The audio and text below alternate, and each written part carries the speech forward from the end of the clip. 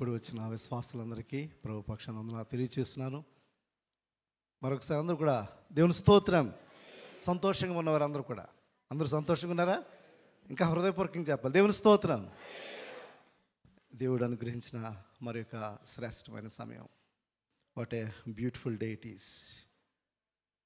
వారం అంతట్లో కూడా ఎన్నో శోధనలు, ఎన్నో పరీక్షలు, ఎన్నో ఇబ్బందులు, ఎన్నో బాధలు, వాటన్నిటి నుండి మరలా ఆయన సన్నిధిలో ఆదరణ పొందడానికి, ఓదార్పు పొందడానికి, సంతోషించడానికి దేవుడు అనుగ్రహించిన ఈ శ్రేష్టమైన సమయం. దేవుని స్తోత్రం.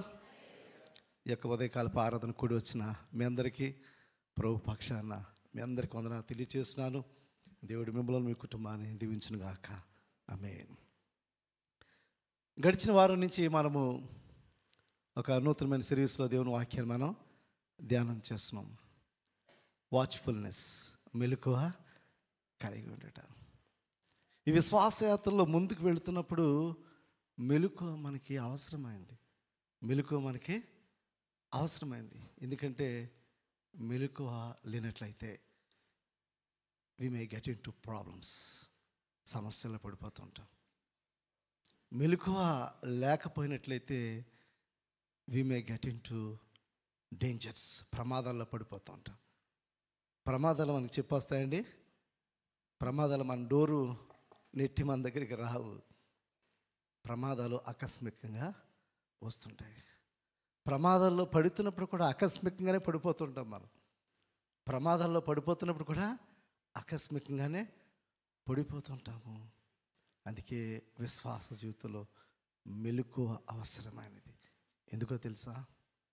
ప్రమాదాల్ని అంచనా వేయడానికి, ప్రమాదాల్ని అంచనా వేయడానికి. గడిచిన వారు మనం చూసాం వాట్ ఈజ్ వాచ్ఫుల్నెస్ అంటే, మెలకువ అంటే ఏమిటి అని మనం చూసాం.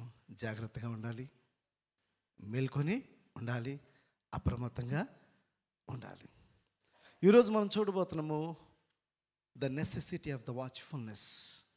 ద నెసెసిటీ ఆఫ్ వాచ్ఫుల్నెస్ అంటే ఎందుకు మనకు మెలకువ అవసరం. ఆలోచించండి. అవసరం మనకి? చెప్పాలి. అవసరమా? మెలకువ మనకి అవసరమా అంటే అవసరమే. ప్రమాదాలని అధిగమించడానికి. ప్రమాదాలు మనం చెప్పి రావు, ప్రమాదాలు మనకి చెప్పి రావు. అనుకోని రీతిగా ప్రమాదాలు ఎదురవుతూ ఉంటాయి. ఆ ప్రమాదాన్ని అంచనా వేయడానికి, ఆ ప్రమాదాన్ని అంచనా వేయడానికి మెలకువ మనకి అవసరమైంది. ఆ మెలకువ ఎప్పుడైతే మనకు ఉంటుందో మన ఆత్మీయ జీవితంలో ఎప్పుడు స్వపరీక్ష చేసుకుంటాం. అప్పుడు ఎవరిని కూడా ఇంకొకరిని మనం వేలుపెట్టి చూపించడం అవసరం లేదు. మన స్పిరిచువల్ లైఫ్లో ఇట్స్ ఎ జర్నీ కదా. ఇట్స్ ఎ జర్నీ, ఒక ప్రయాణము. ఇట్స్ ఎ స్ట్రగుల్, ఒక పోరాటము. మెలకువ మనకు అవసరమైంది. ఎందుకంటే ఈ యాత్రలో ముందుకు వెళుతున్నప్పుడు, ఈ ప్రమాదాలని అంచనా వేసుకుంటూ మనం వెళుతున్నప్పుడు, ఒక స్టేజ్ నుంచి ఇంకో స్టేజ్కి వెళ్తున్నప్పుడు మన స్పిరిచువల్ లైఫ్లో ఇంకా మనం ఎన్రిచ్ అవుతుంటాం, ఇంకా మనము వృద్ధి చెందుతూ ఉంటాం. కాబట్టి ఆ ప్రమాదాలను అధిగమించే మెలకువలు మన ఆత్మీయ జీవితానికి మనకు అవసరమైంది. ఇతరుల కోసం మనకు వద్దండి. ఇతరుల కోసం మనకొద్దు. మన రక్షణ మనదే, మన రక్షణ మనదే. ఒకడు లోకమంతా సంపాదించుకుని తన ప్రాణం పోగొట్టుకుంటే ఏం లాభం? లోకమంతా సంపాదించుకుని ప్రాణాన్ని, అంతేనా? ఇప్పుడు నీవు ఇక్కడ చాలా డబ్బు సంపాదించుకున్నావు. If you lost your life, what is use? నువ్వు ఎంతగా సంపాదించుకున్నావు, నీ ప్రాణం పోతే ఉపయోగం ఏమైనా ఉందా? ఈరోజు దేవుని బిడ్డగా ఉంటున్నా నీవు నేను కూడా నీ ఆత్మ గురించి నువ్వు ఆలోచన చేయాలి. నీ ఆత్మను సంరక్షించుకోవడానికి నువ్వు ఆలోచన చేయాలి. చాలా సందర్భాలు అనుకుంటూ, ఒకవేళ నేను పాస్టర్గా ఉన్నాను, నేను 10 సంవత్సరాలుగా బెహరాన్లో పాస్టర్గా ఉన్నాను అనుకుని నేను మీకు బోధిస్తూ నేను భ్రష్టుడిగా ఉన్నట్లయితే ఉపయోగం ఏముంది? నేను మీకు బోధిస్తూ నేను భ్రష్టుడిగా ఉన్నట్లయితే ఉపయోగం ఏముంది? అందుకే ఆత్మీయ పరీక్ష, స్వపరీక్ష చాలా అవసరమైంది. Many time we claim ourselves, I'm involving ministry, నేను పరిచర్లు ఇన్వాల్వ్ అవుతున్నాను నేను అని మనం చెప్పుకోవచ్చు. But if you don't have testimony in our life, if you don't have a testimony in our life, నీ జీవితంలో సాక్ష్యం లేకున్నట్లయితే నువ్వు ఎవరిని మహింపరుస్తావు? మనుషులనా? నిన్ను కనపరచుకోవడానికా? దేవుని మహింపరచడానికా? God created all of us for his glory. దేవుడు ఎందుకు సృష్టించాడు తెలుసా? మనుషుల్ని తన మహిమ కొరకే సృష్టించాడు. మన జీవితం మనం ఏం చేస్తున్నా కూడా దేవుని మహిమ కొరకే మనం చేస్తూ ఉండాలి. ఇది మనం చూడబోతున్నాము. ఎందుకు మనకు మెలుకు అవసరం? సమూయేలు, భక్తులైన సమూయేలు అంటున్నాడు, ఒకవేళ నేను మీ కొరకు ప్రార్థన చేయకపోయినట్లయితే, నేను మీ కొరకు నేను ప్రార్థన మానివేసినట్లయితే నేను దేవుని విరోధంగా పాపము చేసిన వాడిని అవుతానని చెప్తున్నాడు భక్తుడైన సమూయేలు. కాబట్టి మన ఆత్మీయ జీవితాన్ని మనం ప్రమాదంలో పడివేయకుండా మనం మెలకువ మన జీవితంలో అవసరమైంది. మెలకువ గురించి ఆలోచన చేస్తున్నప్పుడు ఎందుకు మనకు మెలకువ అవసరమంటే, మన హృదయం కఠినమైపోతుందేమోనని. మన హృదయము కఠినమైపోయే ప్రమాదం ఉంది కాబట్టి మెలకువ అవసరం మనకి. మన హృదయం కఠినమైపోయే హృదయం అయిపోతుందేమో అనే స్థితిలో అదే ప్రమాదంలో ఉంది మన జీవితం. మన హృదయ కఠినమైపోయే ప్రమాదం ఉంది కాబట్టి అందుకే మనకు మెలకువ అవసరం. ఎందుకంటే మన హృదయాన్ని మనం సంరక్షించుకోపోయినట్లయితే, మన హృదయాన్ని మనం భద్రం చేసుకున్నట్లయితే ఏమవుతుంది తెలుసు? మన హృదయం కఠినమైపోతుందంట. మన హృదయం కఠినమైపోతుంది. మన హృదయాన్ని ఇప్పటికప్పుడు కూడా మనము స్వపరీక్ష చేసుకుంటూ చాలా జాగ్రత్తగా ఉండాలంట. ఒక దైవజనుడు, జాన్ ఆటన్బర్గ్ అనే ఒక దైవజనుడు, హీ రోట్ ఎ బుక్. ఆయన రాసిన ఒక బుక్, సోల్ కీపింగ్ అనే ఒక బుక్ రాశాడంట. సోల్ కీపింగ్ అనే బుక్ రాశాడంట. ఆ సోల్ కీపింగ్ అనే బుక్ రాయడంలో ఆయన ఒక ఇలస్ట్రేషను చెప్తున్నాడు. ఒక మౌంటైన్ విలేజ్లో ఒక పాండ్ ఉన్నదంట, ఒక చెరువు ఉన్నదంట. ఆ చెరువు ఆ యొక్క గ్రామానికి మధ్యగా ఉన్నదంట. కాబట్టి ఆ చెరువు నీరు అందరూ తాగుతారు, ఆ చెరువు నీరు అందరూ కూడా తాగుతుంటారు. కాబట్టి ఆ విలేజర్స్ అందరు కూడా ఆ చెరువు చాలా అవసరమైంది. కాబట్టి ఒక ఓల్డ్ మ్యాన్ని హైర్ చేసుకున్నారంట. ఆ old man he's taking care of that pond. ఆ యొక్క చెరువుని అతడు సంరక్షిస్తుంటాడు. అతడు ఏం చేస్తుంటాడంటే, ఆ చెరువులో ఏ చెత్త చెదారము ఏది పడకుండా దాన్ని శుభ్రపరుస్తూ, దాన్ని ఎప్పుడు కూడా కీప్ క్లీన్ మాట, తను చాలా శుభ్రంగా ఉంచుతుంటాడు. సో దట్ ఆ వాటర్ తాగుతున్న గ్రామస్తులందరూ కూడా హెల్దీగా ఉండడానికి ఆ యొక్క ఓల్డ్ మ్యాన్ని విలేజర్స్ అందరూ కూడా హైర్ చేసుకున్నారంట. కొంతకాలం అయిన తర్వాత ఎవరో ఒకళ్ళు ఒక ఐడియా ఇచ్చారంట. ఆ విలేజర్స్ అందరు కూడా, ఎందుకు ఈ ఓల్డ్ మ్యాన్ మనం హైర్ చేసుకున్నాము, ఫైట్ చేసేయండి, ఎందుకు డబ్బులు, we can use that money to some other purpose అని చెప్పి ఎవరో సజెషన్ ఇచ్చారంట. సజెషన్ ఇచ్చినప్పుడు గ్రామస్తులందరూ ఓకే అన్నారంట, తీసారంట. తీసేసిన వెంటనే కొంతకాలానికి మరి ఇంక దాని మీద సంరక్షణ లేదు కదా, ఆ యొక్క పాండ్ని ఎవరు కూడా పట్టించుకోవట్లేదు. ఓల్డ్ మ్యాన్ ఉండి దగ్గరుండి నీళ్లలోని అవన్నీ ఏదైతే చెత్త చెదారం అన్నీ పడుతారో, ఎందుకంటే మనుషులు పడేస్తూ ఉంటారు కదా, అవన్నీ కూడా క్లీన్ చేస్తే ఎప్పటికప్పుడు మరి చాలా శుద్ధిగా ఉంచేవాడంట. ఇప్పుడు ఆ ఓల్డ్ మ్యాన్ లేడు, ఎవరిష్టానుసారంగా వాళ్ళు ఉంటున్నారు, చెత్త చెదారం అన్నీ కూడా దాంట్లో వేస్తున్నారు. అయితే రాను ఆ విలేజర్స్ అంతా కూడా సిక్ అవుతున్నారు. ఆ విలేజర్స్ చాలామంది సిక్ అవుతున్నారు. ఆ విలేజ్లో ఉన్న పిల్లలు సిక్ అయిపోతున్నారు. అప్పుడు కొంతకాలానికి దే అండర్స్టూడ్, ప్రాబ్లం అర్థమైంది. ఎందుకంటే మనం తాగుతున్న నీరు సరిగా లేదు, అది ప్యూర్గా లేదు, దానివల్ల మనకు సమస్యలు వస్తున్నాయని చెప్పి వాళ్ళందరూ కూడా గ్రహించారంట. గ్రహించినప్పుడు ఏం చేశారంటే మళ్ళీ అతను హైర్ చేసుకున్నారంట. మళ్ళీ ఎప్పుడైతే హైర్ చేసుకున్నారో ఆ వ్యక్తి మళ్ళీ అదంతా కూడా ప్యూరిఫై చేసిన తర్వాత మరో కొంతకాలానికి వారు ఆ నీటిని తాగినప్పుడు వారందరూ కూడా హెల్తీగా ఉన్నారంట. So the moral of the story, ఇది మనం చూసినప్పుడు ఆ పాండ్ మన హృదయం, ఆ హృదయాన్ని పవిత్రపరచుకోవాల్సిన బాధ్యత మనది. ఆ హృదయాన్ని సంరక్షించుకునే బాధ్యత మనది. ఆ హృదయాన్ని పవిత్రపరచుకోకపోతే, హృదయం నిండిన దాన్ని బట్టే నీ నోరు మాట్లాడుతుంది, అంతేనా? ఈ హృదయంలో సద్విషయాలు నిండి ఉంటే మంచి విషయాలు బయటకు వస్తాయి, అంతేనా? ఈ హృదయంలో సద్విషయాలతో నిండి ఉన్నట్లయితే మంచి విషయాలే నోటి నుంచి బయటికి వస్తాయి. అందుకే హృదయాన్ని పవిత్రపరచుకోవాలి. హృదయాన్ని పవిత్రపరచుకోవాలి. అందుకే మొట్టమొదటి మనం చూసినప్పుడు హృదయము కఠినమయ్యే ప్రమాదం ఉంటుందేమో, అందుకే మెలకువగా ఉండాలి. హృదయము కఠినమైపోయే ప్రమాదం ఉంటుందేమో, అందుకే మెలకువగా ఉండాలి. ఎందుకంటే హృదయము ఘోరమైన వ్యాధి కలది. హృదయము ఘోరమైన వ్యాధి కలది. దాన్ని ఎవరు గ్రహించగలరు? దేవుడు మాత్రమే. దాన్ని ఎవరు బాగు చేయగలరు? దేవుడు మాత్రమే. కాబట్టి మన హృదయాన్ని సంరక్షించుకోవాలి. ఎప్పటికప్పుడు మన హృదయాన్ని సంరక్షించుకుంటూ ఆ పాండ్ని ఏ విధంగా అయితే వారు క్లీన్ చేసి పవిత్రమైన నీటిని అక్కడ ఉంచారో, ప్యూరిఫైడ్ చేశారో, ఆ వాటరు ఆ గ్రామస్తులందరికీ ఏ విధంగా అయితే మంచి ఆరోగ్యాన్ని ఇచ్చినాయో, నీ హృదయంలో కూడా ఇక్కడ దేవుని వాక్యంతో నింపుకోవాలి. నీ హృదయంలో కూడా దేవుని వాక్యాన్ని నింపుకోవాలి. నీ హృదయం మలినంతో నిండిపోయిందనుకోండి, అపవిత్రతతో నిండిపోయిందనుకోండి, చెత్త చెదారంతో నిండిపోయిందనుకోండి, అవే బయటకు వస్తుంటాయి. దేవుని వాక్యం చూసినప్పుడు సామెతల గ్రంథము 4వ అధ్యాయము 23వ వచనం చూసినప్పుడు, నీ హృదయంలో నుండి జీవధారలు బయలుదేరును. కాబట్టి అన్నిటికంటే ముఖ్యంగా నీ హృదయమును భద్రముగా కాపాడుకో.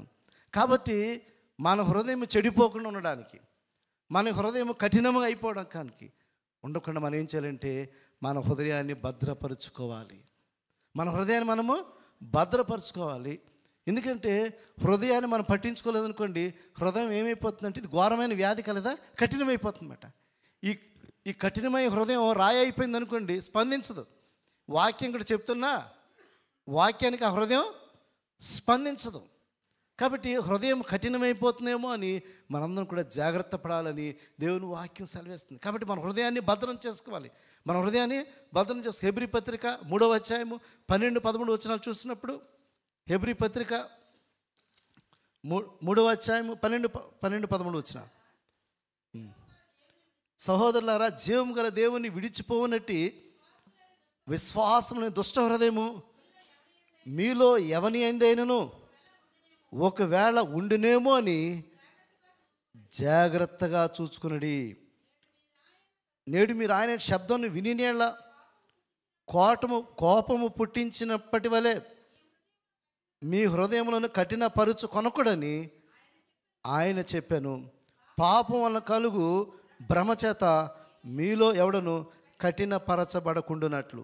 పాపం వలన కలుగు భ్రమచేత మీలో ఎవడను కఠినపరచకుండునట్లు నేడు అను సమయం ఉండగానే ప్రతిదినము ఒకరినొకడు బుద్ధి చెప్పుకొనడి. కాబట్టి మనం గమనించాలి, మన హృదయం కఠినపరచకుండా ఉండడానికి, పాపం అనే భ్రష్టత్వం వల్ల మన హృదయము కఠినపరచబడకుండా ఉండడానికి నేడు అనే సమయం ఉండగానే ఒకరినొకడు బుద్ధి చెప్పుకుంటూ ఉండాలి. ఒకరినొకడు బుద్ధి చెప్పుకుంటూ ఉండాలి. అంత మాత్రమే కాదు, మన హృదయం కఠినపరచబడకుండా ఉండడానికి వాక్యం అనే వెలుగుతో నింపుకోవాలంట. మన ఆత్మను రక్షించేదేంట? వాక్యం. ఆ వాక్యాన్ని అంగీకరించాలి. ఆ వాక్యం అంగీకరించి ఎక్కడ స్టోర్ చేసుకోవాలి? ఇక్కడ. ఈ హృదయం శారీరకంగా సర్వ శరీరానికి రక్తాన్ని ప్రసరణ చేస్తుంది. అది హార్ట్ ఫెయిల్ అయిపోయింది అనుకోండి, హార్ట్ ఆగిపోయింది అనుకోండి, మనిషి చనిపోయినట్టే. అంటే నీ హృదయంలో దేవుని వాక్యంతో నువ్వు నింపుకోపోయినట్లయితే, నీ హృదయం ఆత్మీయంగా అది పని చేయకపోయినట్లయితే నీవు ఆత్మీయంగా చనిపోయినట్టే. నీ హృదయం కఠినమైపోయిందంటే నీ హృదయము చనిపోయినట్లే. నువ్వు చనిపోయినట్లయితే ఆత్మీయంగా నువ్వు భ్రష్టుడైపోయినట్లే. కాబట్టి నీ హృదయాన్ని నువ్వు భద్రం చేసుకోవాలి. నీ హృదయం కఠినపరచబడకుండానట్లు వాక్యంతో నీ హృదయాన్ని నింపుకోవాలి. ఆ వాక్యం అనే వెలుగు నీ హృదయంలోకి వెళ్ళాలి. ఆ వాక్యం అనే వెలుగు నీ హృదయానికి వెళ్ళాలి. ఆ వాక్యం అనే వెలుగు నీ హృదయానికి వెళ్ళాలంటే నువ్వు వాక్యాన్ని అంగీకరించేవారుగా ఉండాలి. మీరు ఆ వాక్యాన్ని అంగీకరించేవాడుగా ఉండాలి. దేవుని వాక్యం మనం చూసినప్పుడు మరి యాకోబు పత్రిక 1వ అధ్యాయము 21వ వచనం చూసినప్పుడు, అందుచేత సమస్త కల్మషమును విర్రవీగుచున్న దుష్టత్వమును మాని లోపల నాటబడిన మీ ఆత్మలను రక్షించుటకు శక్తిగల వాక్యమును సాత్వికముతో అంగీకరించుడి. శక్తిగల వాక్యం.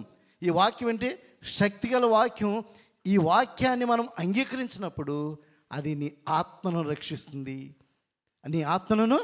రక్షిస్తుంది. అందుకే నీ హృదయం కఠినమవ్వకుండా నువ్వు ప్రమాదంలో పడిపోయే అవకాశం ఉంది. కాబట్టి దాని కొరకు నువ్వు మెలకువగా ఉండాలి. అదేవిధంగా 2వ కొరింథీ పత్రిక 4వ అధ్యాయం 6వ వచనంలో పౌలు భక్తుడు సెలవిస్తున్న రీతిగా 2వ కొరింథీ పత్రిక 4వ అధ్యాయము 6వ వచనంలో పౌలు భక్తులు సెలవిస్తున్న రీతిగా 5 నుంచి చూడండి. అంధకారంలో నుండి వెలుగు ప్రకాశించును గాక అని పలికిన దేవుడే తన మహిమను గూర్చిన జ్ఞానము యేసుక్రీస్తునందు వెల్లడిపరుచుటకు మా హృదయములో ప్రకాశించును. దేవుని స్తోత్రం. ఆ దేవుని వాక్యము మన హృదయంలో ఎప్పుడైతే ప్రకాశిస్తుందో అప్పుడు మనలో చీకటి పోతుందంట. మన హృదయంలో చీకటి ఉందనుకోండి, హృదయం కఠినంగా ఉంటుంది. మన హృదయంలో చీకటి ఉందనుకోండి, మన హృదయం కఠినంగా ఉంటుంది. కఠినంగా ఉంటున్నప్పుడు దేవుని వాక్యానికి స్పందించదు. మన హృదయంలో చీకటి ఉందనుకోండి, దేవుని వాక్యం స్పందించదు. మన హృదయంలో క్రీస్తు వెలుగు ఉన్నట్లయితే, మన హృదయంలో క్రీస్తు వెలుగు ప్రకాశించినప్పుడు, అంటే దేవుని వాక్యం మన హృదయంలోనికి చొచ్చుకొని పోయినప్పుడు, ఆ వాక్యం ఏం చేస్తుందంటే మన హృదయాన్ని ఆత్మీయంగా వెలిగిస్తుంది. మన హృదయాన్ని ఆత్మీయంగా వెలిగిస్తుంది. ఎప్పుడైతే మన హృదయంలో ఆత్మీయంగా వెలిగించబడుతుందో, వాక్యంతో నింపబడుతుందో, హృదయం కఠినంగా అవ్వదు. హృదయము కఠినము అవదు. హృదయం కఠినమైందంటే దాని అర్థం ఏంటంటే అక్కడ వాక్యం లేదని అర్థం. హృదయం కఠినంగా ఉందంటే దాని అర్థం ఏంటంటే అక్కడ వాక్యము లేదని అర్థం. వాక్యాన్ని అంగీకరించినప్పుడు ఆ వాక్యం లోపలికి చొచ్చుకొని పోతుంది. అది నీ జీవితాన్ని వెలిగిస్తుంది. ఇక్కడ మొట్టమొదటిగా మనం చూసినప్పుడు ఎందుకు మనకు మెలకువ అవసరం అని చూసినట్లయితే హృదయం కఠినమైపోయే ప్రమాదం ఉంది కాబట్టి మనకి మెలకువ మనకి అవసరమైంది. రెండవ ప్రమాదం ఏం చూసినప్పుడు దేవునికి దూరమయ్యే ప్రమాదం ఉంది మన జీవితంలో. మన ఆత్మీయ జీవితంలో దేవునికి దూరమయ్యే ప్రమాదం మన జీవితంలో ఉన్నది. మనందరూ అనుకున్నాం నేను ఆత్మీయంగా బాగానే ఉన్నానులే అని అనుకున్నాం. కానీ మన జీవితం అంతా కూడా most of the time we're living in the world. ఈ లోకంలో జీవిస్తున్నాం, లోకంలో వ్యక్తులతో జీవిస్తుంటున్నాం. కాబట్టి ఈ లోకంలో ఉన్నప్పుడు లోకము విషయాలు, అనేకమైన విషయాలు మనం ప్రభావితం చేస్తుంటాయి. లోకంలో అనేకమైన విషయాలు మనల్ని ప్రభావితం చేస్తుంటాయి. లోకంలో సంస్కృతులు ప్రభావితం చేస్తుంటాయి, లోకంలో మనుషులు ప్రభావితం చేస్తుంటారు, లోకంలో ఉన్న తత్వాలు అంటే ఫిలాసఫీస్ మనం ప్రభావితం చేస్తుంటాయి. కాబట్టి ఈ లోకం అనునిత్యం కూడా మనం ప్రభావితం చేస్తూనే ఉంటుంది. ఈ లోకంలో ఉన్న మనుషులు మనల్ని ఎప్పుడు కూడా ప్రభావితం చేస్తూ ఉంటారు. కాబట్టి చాలా సందర్భాల్లో we're going away from God, apostasy of God, అంటే దేవునికి దూరం అయ్యే ప్రమాదం ఉన్నది మన జీవితంలో. మనకు తెలియదు అది దేవునికి దూరం అయ్యే ప్రమాదం ఉన్నది. సామెతల గ్రంథం 28:14 వచనంలో దేవుని వాక్యం స్పష్టంగా సెలవిస్తుంది. సామెతల గ్రంథము 28:14 వచనం, నిత్యము భయము కలిగి ప్రవర్తించువాడు ధన్యుడు, హృదయం కఠినపరుచుకునేవాడు కీడులో. చూసారా, ఈ మొదటి మనం చూసినప్పుడు హృదయం కఠినమైపోయిందంటే మనం ప్రమాదంలో ఉన్నట్టు అర్థం. దేవుని వాక్యం సెలవుస్తుంది. హృదయం కఠినమైపోయిన తర్వాత ఆ వ్యక్తి ఎలా ఉంటారంటే దేర్ అవే ఫ్రమ్ గాడ్, దేవునికి దూరం అయిపోతున్నారు, దేవునికి దూరం అయిపోయే స్థితిలో ఉన్నారు. కాబట్టి రెండోదిగా మనం చూసినప్పుడు దేవునికి దూరం అయ్యే ఈ ప్రమాదంలో ఉన్నారంటే దాని అర్థం ఏంటో తెలుసా? They don't care God. దేవునికి దూరం అయ్యే ప్రమాదం ఏంటో తెలుసా? దానికి అర్థం ఏంటో తెలుసా? The nature they don't care God. దేవుని సన్నిధికి వస్తారు, దే డోంట్ కేర్ గాడ్. దేవుని భయం ఉండదు వాళ్ళకి. దేవుని భయం లేకుండా వారు ప్రవర్తిస్తుంటారు, దేవుని భయం లేకుండా వారు జీవిస్తుంటారు. వారి మాటలు కానీ, వారి క్రియలు కానీ, వారి జీవితం కానీ, వారి జీవితంలో భయం అనేదే ఉండదు. అంటే భయం అనేది లేకుండా వారు జీవిస్తారు. దేవుని భయం అంటే కొంతమంది మనుషుల భయాన్ని ఎక్కువగా చూస్తుంటారు. They are always conscious about people rather then God. దేవుడు మన సమస్తాన్ని సృష్టించిన దేవుడు, సమస్తాన్ని చూస్తున్న దేవుడు. దేవుని భయపడి మనం జీవించాలి. కాబట్టి దేవుని వాక్యం మనం చేసినప్పుడు నిత్యము భయం కలిగి ప్రవర్తించువాడు అంటే మన ఆత్మీయ జీవితంలో దేవునికి దూరంగా వెళ్లకుండా నిత్యము భయం కలిగి ఉన్నప్పుడు నీ కుటుంబ జీవితాన్ని జాగ్రత్తగా ఏలుకుంటావు. నువ్వు నీ కుటుంబ జీవితాన్ని జాగ్రత్తగా ఏలుకుంటావు. నీ వర్క్ ప్లేస్లో జాగ్రత్తగా ఉంటావు, నమ్మకంగా ఉంటావు. నీ జీవితంలో ఎక్కడికి ఉన్నా సరే, ఏ స్థితిలో ఉన్నా సరే పవిత్రంగా ఉండడానికి ప్రయత్నం చేస్తావు. ఎందుకంటే దేవుని భయాన్ని కలిగి ఉంటావు. దేవుని భయాన్ని కలిగి ఎప్పుడైతే ఉంటావో you're not going away from God. నువ్వు దేవునికి దూరంగా వెళ్ళిపోవు. ఎప్పుడైతే ఆ భయాన్ని కలిగి ఉంటావో పవిత్రమైన జీవితాన్ని జీవించడానికి ప్రయత్నం చేస్తావు.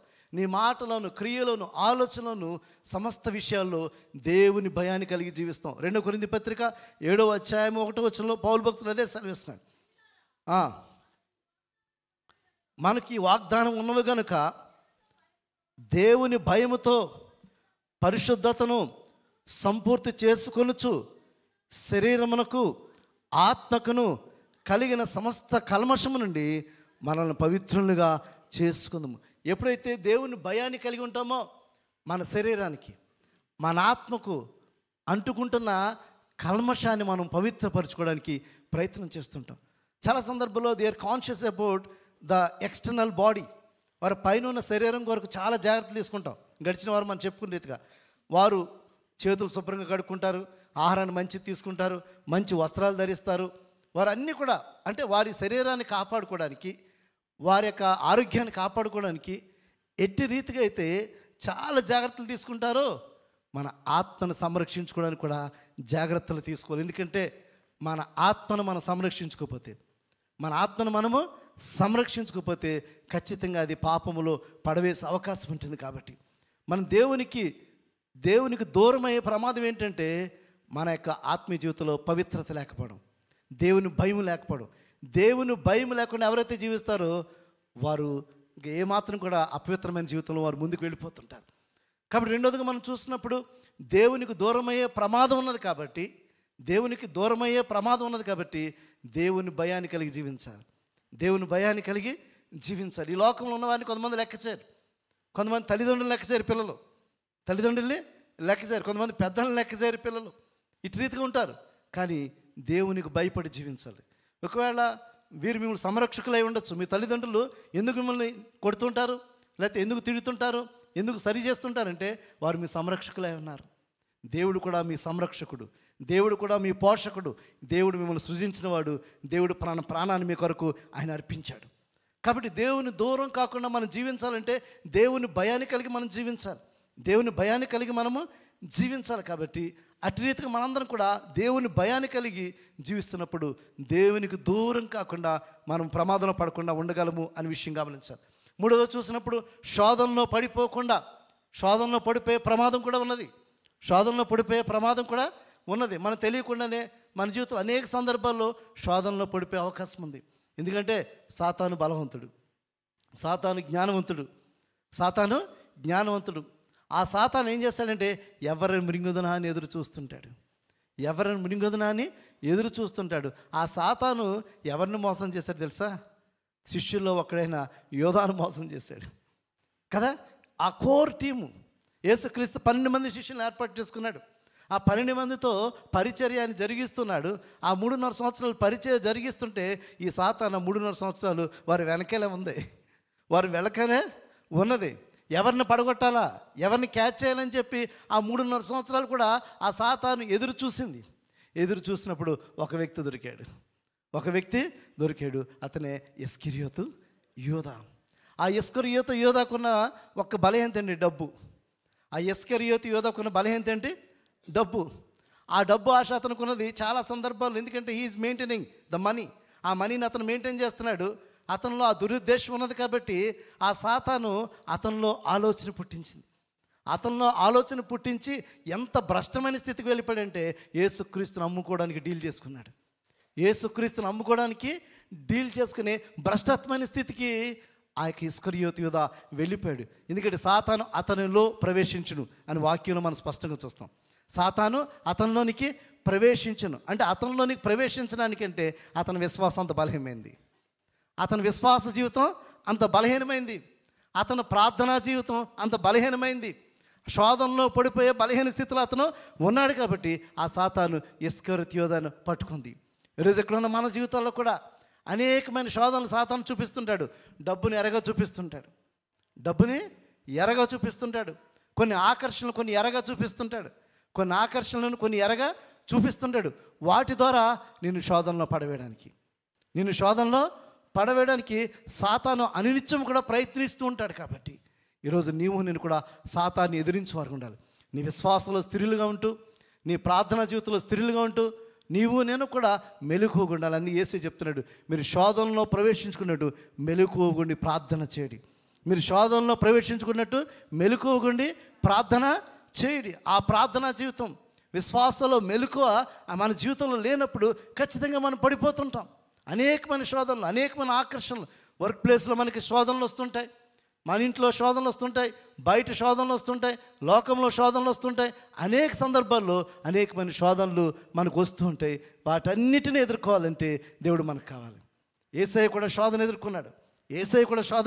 ఎదుర్కొన్నాడు. వాక్యం చేత శోధన జయించాడు. వాక్యం చేత శోధన జయించాడు. ఈరోజు నీవు నేను కూడా హృదయంలో వాక్యాన్ని నింపుకోవాలి.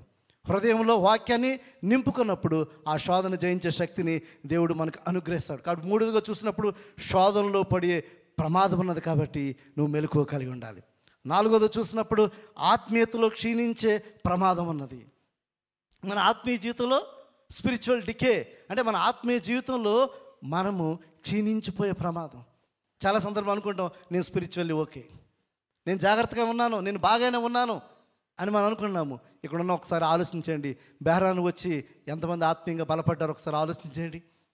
ఈ యొక్క బెహ్రాన్ దేశంలో స్వేచ్ఛ ఉన్నది, బెహ్రాన్ దేశంలో డబ్బు ఉన్నది, బెహ్రాన్ దేశంలో మన వాళ్ళు ఎవరు కూడా లేరు కదా. అయితే మనందరికీ స్వేచ్ఛ ఉన్నది. ఇటువంటి స్వేచ్ఛ ఉన్న ఈ స్థితిలో ఎంతవరకు మీ ఆత్మీయ జీవితాన్ని మీరు కట్టుకుంటున్నారు? ఎంతవరకు మీ ఆత్మీయ జీవితాన్ని బలపరుచుకుంటున్నారు? God has given opportunities. దేవుని సన్నిధికి వచ్చి వాక్యాన్ని వినడానికి, ఆత్మీయంగా బలపడడానికి, సహవాసంలో ఎదగడానికి దేవుడు నీకు నాకు కూడా అవకాశాన్ని ఇచ్చున్నాడు. అయితే అవకాశాన్ని తిరస్కరించి నిర్లక్ష్యం చేసి అనేక మంది ఆత్మీయ జీవితంలో క్షీణించిపోతున్నవారు ఉన్నారు. ఒకప్పుడు నేను ఎలా ఉన్నానండి, ఒకప్పుడు నేను అలాగున్నాను అని అనేక మంది చెప్తుంటారు. మరి ఇప్పుడు నీ స్థితి ఎలా ఉన్నది? ఇప్పుడు నీ స్థితి ఎలా ఉన్నదో ఒకసారి నువ్వు ఆలోచన చేయి. దేవుడిచ్చిన మంచి అవకాశాన్ని ఉపయోగించుకుని ఆత్మీయ స్థితిని మెరుగుపరుచుకోవాలి. ఆత్మీయ స్థితిలో మరి మెరుగుపరుచుకోకుండా చాలామంది పైకి భక్తి గలవారుగా ఉంటారంట, దాని శక్తిని ఆశ్రయించలేరు. అది వాట్ ఇట్ మీన్స్ పైకి భక్తి గలవారు, రెగ్యులర్గా చర్చికి రావడం, ప్రార్థనలో పార్టిసిపేట్ చేయడం, అన్నిట్లో బాగా ఉండడం, అంత బాగానే ఉంది కదండి అని అనుకుంటున్నాం మనం. ఇది పైకి భక్తి గలవారుగా నటించడం, దాని శక్తిని ఆశ్రయించలేకపోవడం. వాళ్ళ క్యారెక్టర్స్ ఎలా ఉంటాయంటే వాక్యం వింటారు, వాక్యాన్ని అనుసరించడం. వాక్యం అదే చెప్తుంది.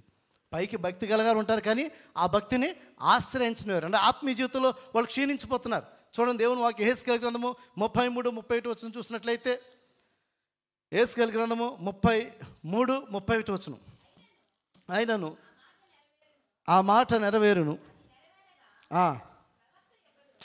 33:31, నా జనులు రాదగిన విధముగా వారు నీ ఎద్దకు వచ్చి నా జనులైనట్లుగా నీ ఎదుట కూర్చుండి నీ మాటలు విందురు కానీ వాటిని అనుసరించి, అంటే వాక్యాన్ని వింటున్నాం.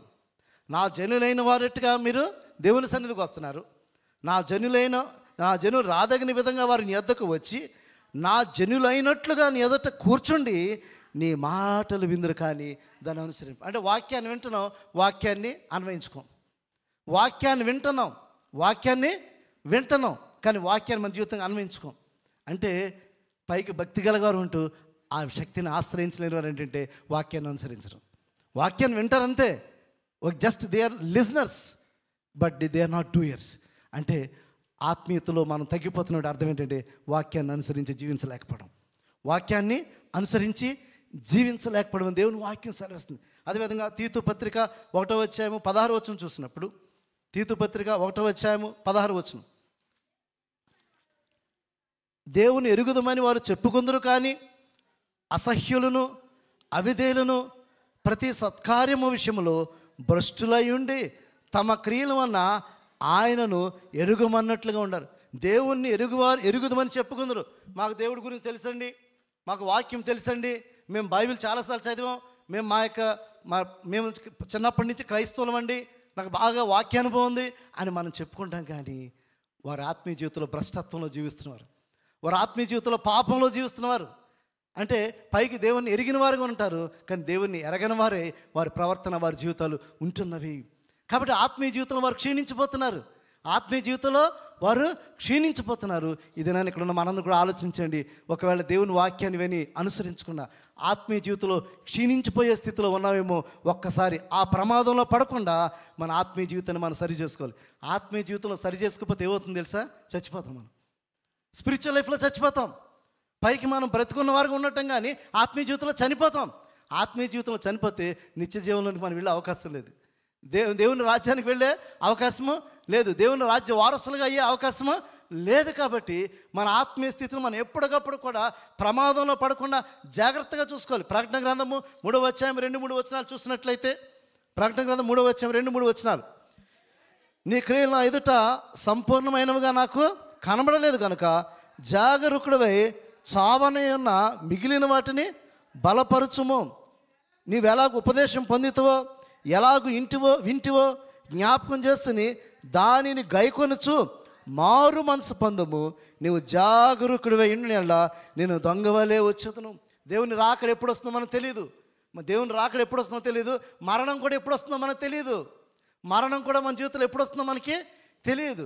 కాబట్టి దేవుని వాక్యాన్ని విని జాగ్రత్తగా నువ్వు మారు మనసు పొంది దేవుని యొక్క చిత్తం, లేకపోతే దేవుని యొక్క రాకడ కొరకు సిద్ధపాటు కలిగి ఉండాలి. దేవుని రాకడ కొరకు సిద్ధపాటు కలిగి ఉండాలి. ఎందుకంటే దేవుని రాకడ ఎప్పుడు వస్తుందో తెలియదు. నీకు మరణం ఎప్పుడు వస్తుందో తెలియదు. నీకు మరణము ఎప్పుడు వస్తుందో తెలియదు. ప్రమాదం ఎప్పుడు వస్తుందో నీకు తెలియదు. కాబట్టి నీ ఆత్మీయ స్థితిలో నువ్వు చనిపోకుండా ఉండడానికి, నీ ఆత్మీయ స్థితిలో నువ్వు మరణించకుండా ఉండడానికి నువ్వేం చేయాలంటే నువ్వు మెలకువ కలిగి ఉండాలి. ఆ మెలకువ ఎలా కలిగి ఉండాలంటే దేవునితో పరిమళ సువాసన సహవాసం కలిగి ఉండాలి. దేవునితో పరిమళ సువాసన సహవాసము, the sweetness of Christ fellowship, క్రీస్తు సహవాసము. హానోకు దేవునితో నడిచెను. హానోకు మరణం చూడకుండా కొనిపోబడెను.